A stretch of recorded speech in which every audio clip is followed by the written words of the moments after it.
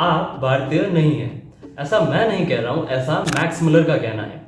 वही Max Muller जिसने यह थ्योरी दी थी, द आर्यन इन्वेजन थ्योरी।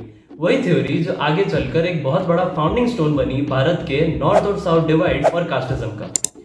आज हम जिस टॉपिक पर चर्चा करने जा रहे हैं, ये one of the oldest running debates में से एक है, और इसलिए मैं प्रयास करूंगा कि ये इंटरनेट पर इस टॉपिक पे सबसे सिंपलेस्ट एक्सप्लेनेशन वीडियो हो।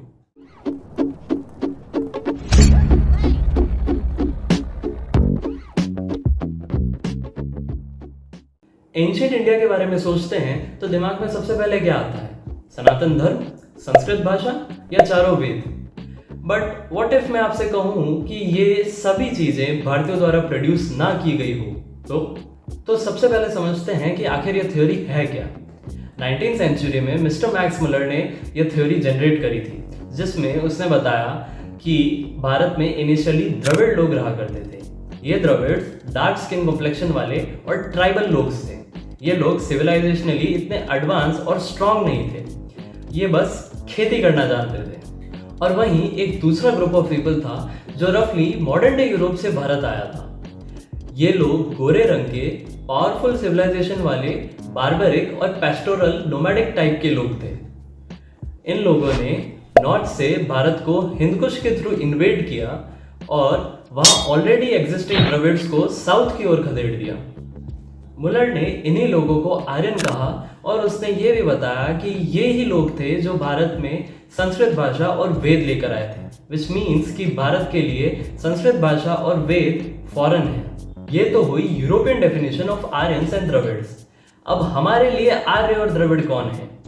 इंडियन पीओवी से आर्य नोबलमैन या फिर एजुकेटेड लोगों को कहा जाता था, और वहीं संस्कृत में द्रविड़ का मतलब है वह जमीन जिसके तीन तरफ पानी हो, और इसलिए उस पर रहने वाले लोग द्रविड़ कहलाए। So first of all, this term Aryan has become sort of unacceptable since Hitler abused it so much.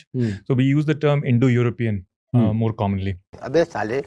Now let me put forward three basic arguments जो इस थ्योरी के सपोर्ट और अगेंस्ट में दिए जाते हैं। The linguistic argument. एक Italian traveller Filippo ससिटी ने 1583 में सबसे पहले संस्कृत और बाकी यूरोपियन लैंग्वेजेस के बीच की सिमिलैरिटीज दुनिया के सामने रखी।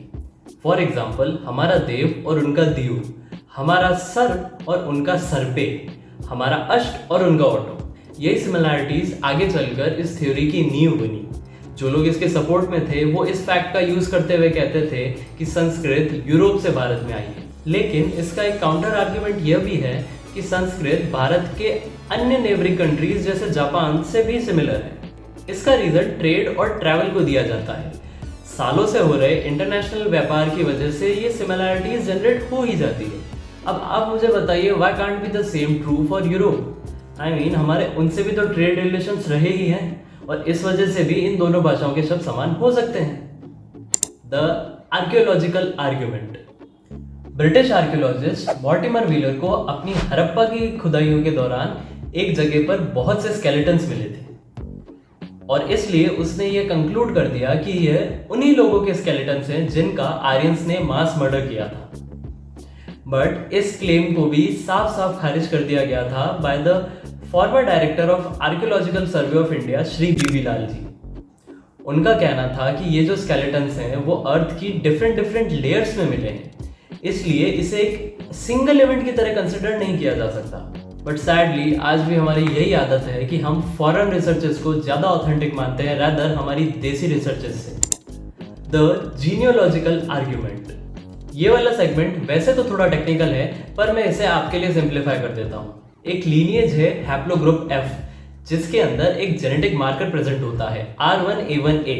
नाउ द फैक्ट इज कि यह जेनेटिक मार्कर R1A1A हम सभी भारतीयों में तो पाया जाता है, परंतु साथ साथ सब यूरोपियंस में भी पाया जाता है। अब इस तथ्य को भी थ्योरी के सपोर्ट में यूज किया जाता है कि क्योंकि भारतीयों और यूरोपियंस का जेनेटिक मार्कर सेम है, इसलिए आर्यंस यूरोप से ही भारत में आए।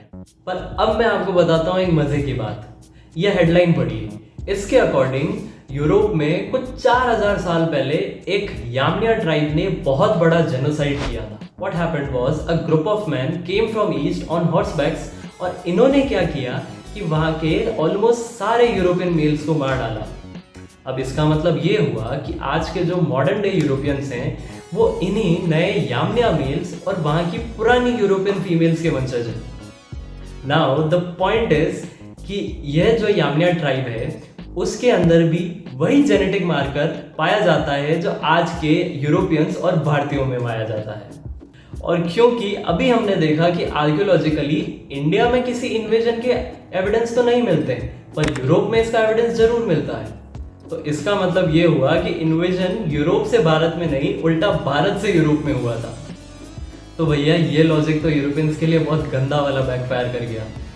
फॉर फर्दर एक्सपेंशन, जब इन याम्नियास के जेनेटिक कोड से इनका फेशियल रिकंस्ट्रक्शन किया गया था तब यह मॉडल निकलकर सामने आया था। अब आप मुझे बताइए कि यह शक्ल रशियन है, यूक्रेनियन है, चाइनीज है या कोरियन है, क्योंकि मुझे तो यह शक्ल सिर्फ इंडियन दिखती है। तो अभी हमने देखे वो 3 पॉइंट्स जिनके बेसिस पर यह थ्योरी की स्टडी की जाती है, और साथ ही साथ हमने यह भी देखा कि ये तीनों ही पॉइंट्स डिस्प्रूव भी किए जा चुके हैं। दरअसल ये थ्योरी ब्रिटिशर्स द्वारा वीव की गई थी ताकि वे अपना भारत पर इन्वेजन जस्टिफाई कर सकें।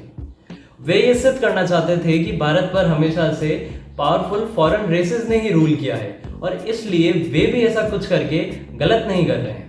इसलिए उन्होंने यह बिन सिर पैर की थ्योरी रची और इसे थॉमस मकैले की मदद से खूब फैलाया।